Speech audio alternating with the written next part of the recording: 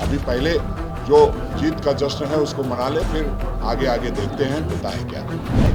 नमस्कार, आप देख रहे हैं इनसाइडर लाइव। मैं हूं आपके साथ कीर्ति सिंह। मांडर उपचुनाव में नवनिर्वाचित विधायक शिल्पा नेहा तिर्की जीत के बाद पहली बार झारखंड कांग्रेस प्रदेश कार्यालय अपने पिता बंधु तिर्की के साथ पहुंची, जहां उनका स्वागत प्रदेश अध्यक्ष राजेश ठाकुर और पूर्व केंद्रीय मंत्री सुबोध कांत सहाय सहित कांग्रेस कार्यकर्ताओं ने किया। वहीं नवनिर्वाचित विधायिका शिल्पा नेहा तिर्की ने कहा कि मांडर की जनता के बलबूते ही चुनाव जीते हैं, अब उनके वादे पर खड़ा उतरना है।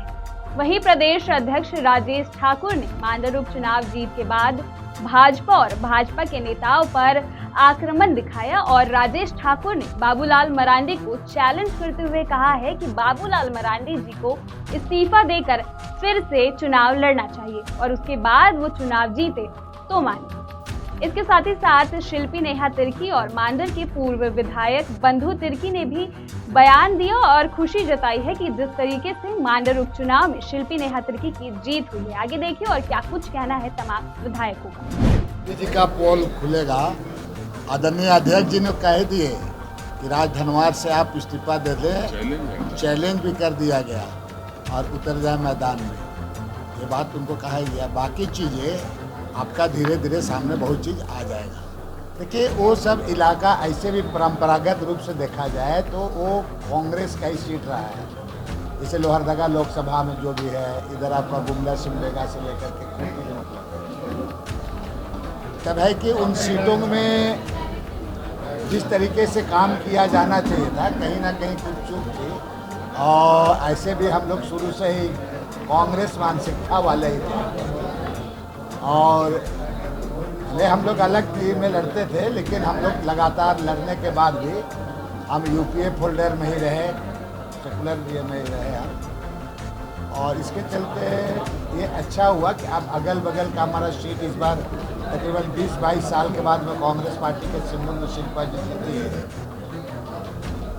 तो आने वाले दिन में कांग्रेस पार्टी मजबूत होगा वहाँ पर और मजबूत होगा और इसी के हिसाब से वहाँ पर काम भी किया जाएगा। देखिए, पहले जो आपने बात कहा कि मैं पहली बार यहाँ पे आ रही हूँ, बिल्कुल मैंने इस बिल्डिंग को बस बाहर से ही देखा है, मगर यहाँ पे इस कमरे में जितने भी हमारे नेतागण और लोग जो उपस्थित थे, इनसे मैं पहले भी मिल चुकी हूँ और कल भी मैंने यही बात कहा था कि ये हमारे बस सुख के साथ ही नहीं, ये हमारे दुख के भी साथी हैं और इन चीज़ों को इन्होंने बिल्कुल प्रूफ भी किया है इस चुनाव दौरान। रही बात आपकी कि मैं किस तरह से शुरुआत करूंगी, देखिए रही बात मेरी जो मैं चुनाव जो जीती हूँ वो मांडर की जनता के बलबूते पे ही जीती हूँ, तो मेरा ये धर्म बनता है कि उनके भरोसे में उनका काम का जो है मेरे ऊपर रेस्पॉन्सिबिलिटी उन सभी को मैं पूरा करूँ, तो पहली प्राथमिकता वही रहेंगी। और बाकी है झारखंड का जो लड़ाई है हमारे लिए, कांग्रेस पार्टी का जो संगठन को मजबूत करने का जो हमारा लड़ाई है, इन सभी को मैं एक्टिवली इसमें पार्टिसिपेट करूँगी। निश्चित रूप से बहुत महत्वपूर्ण था, इसलिए कि जो बतौलेबाज लोग थे वो बड़ी बड़ी बातें कर रहे थे और लगातार उनको बात करने की आदत होती है, काम कम और बात ज़्यादा करना है, तो ऐसे लोगों को सबक सिखाना था और मांडर की जनता ने उस सबक को सिखाने का काम किया। मांडर की जनता ने लोगों को ये भी बताने का काम किया कि हम किसी भी परिस्थिति में, हम सेकुलर लोग, हम धर्मनिरपेक्ष लोग, हम फिरका परस्त ताकतों के बहकावे में आने वाले नहीं हैं। मांडर की जनता ने ये साबित किया। उतनी कठिन परिस्थिति में ये बड़ा निर्णय लिया और बिटिया को एमएलए बनाने का काम किया है, तो निश्चित रूप से सबसे पहले मांडर की जनता बधाई की पात्र है।